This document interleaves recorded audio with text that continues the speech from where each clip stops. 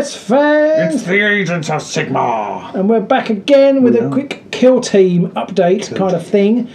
Pete and I have been playing a few games of this game, and we rather like it, and there'll be some battle reps up soon if there aren't already. Now, but we have noticed some rather peculiar things around the injury roll, and I think we maybe have started playing it wrong. Yeah. And so we're just going to try and clarify. We think there are 3 important points for the injury roll. We're going to try and clarify those 3 for you, and we may even get to the end and find there's 4.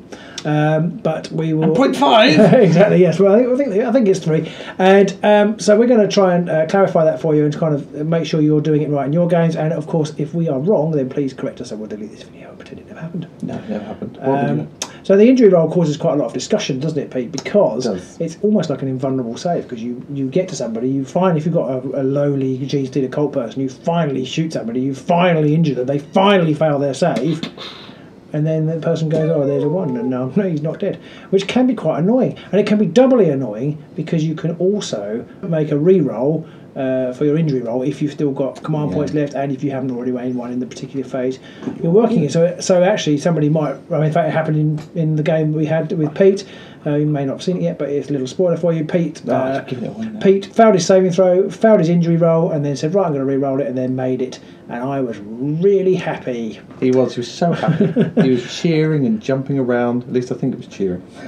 So that's really powerful, I think, and it can be pivotal in the game. And but we noticed that 3 kind of key things when making your injury roll, and it kind of pertains to those re-rolls with your command points, and actually it does swing in the attacker's favour in what we've discovered. Like I say, you may already know this, and I apologise if you do, but if not, if you're new to the game and new to Games Workshop games, and there's a lot of modifiers and it's a bit confusing, then here are our 3 kind of main things you need to know about injury rolls. Number 1. Well, when you make the injury roll, the person who is injured, the controlling player, makes that injury roll.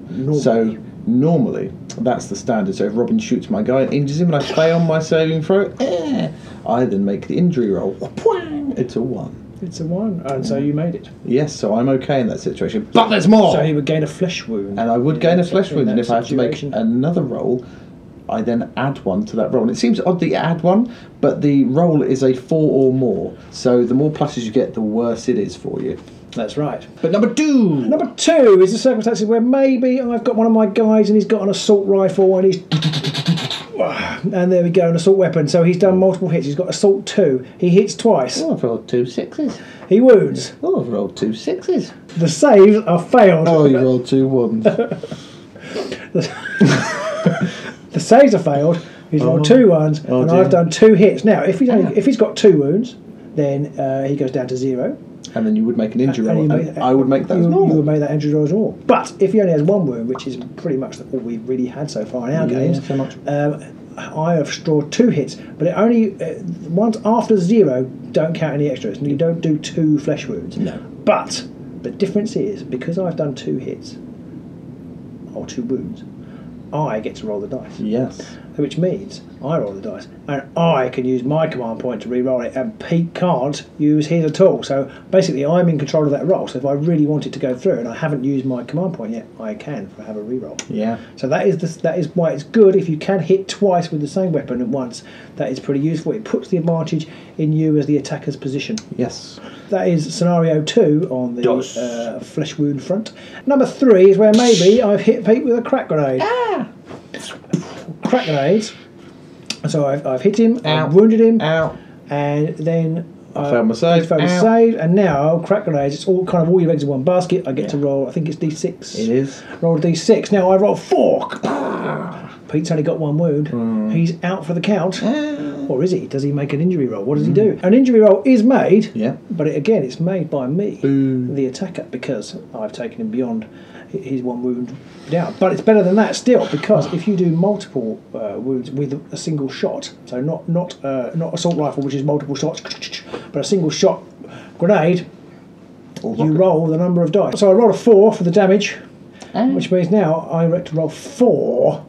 I'm doing that like that. I get to roll 4 injury rolls. Yeah. It's only for 1 flesh wound, but Only you roll one. 4 and I get You to take take the the highest. So when you roll 4 ones, you can really swear. Yeah, but the chances are you're going to get a 4, 5, or 6 in that thing. And of course, if you are unlucky enough to roll 4 ones, you can still use your command point to change a roll. So that is the 3 different sort of ways around injury rolls, and we hope that's helpful because we found it very confusing ourselves and spent quite a while scratching our heads and poring over the lore in the book to try and work out what was what. And that was just making this video. Yeah. Yeah, so it did cause us confusion. Like I say, if we haven't quite got that right, because we even now we're kind of like, is that, we're pretty sure it is right. But if you've not, or you've got any extra comments to make, or you want to know anything else about injury rolls and what they do, and don't forget, once you have had an injury roll, this is what thing Pete and I forget all the time. Once you have got flesh wounds, you start taking minuses when it's shooting time later or combat and things like that. That's when you start to get negatives, and they can be the other thing we're finding trickiest to remember. I think, aren't we? I think one of the trickiest things to remember. The modifiers to hit people are a bit easier to remember when it comes to long range and cover, because nearly everyone's always at long range and nearly always everyone's in cover. But that flesh wound one. 4s. Yeah. On their omniscient thing. It may or may not happen in the future. Maybe. Who knows? Anyway, so I hope that was useful. Like I say, if you have any comments or questions, then do stick them in the comments below. And there'll be a link to our Patreon down there as well. Just thought I'd throw that in there. Just in case you want to just have a little nose. Until next time, Bye!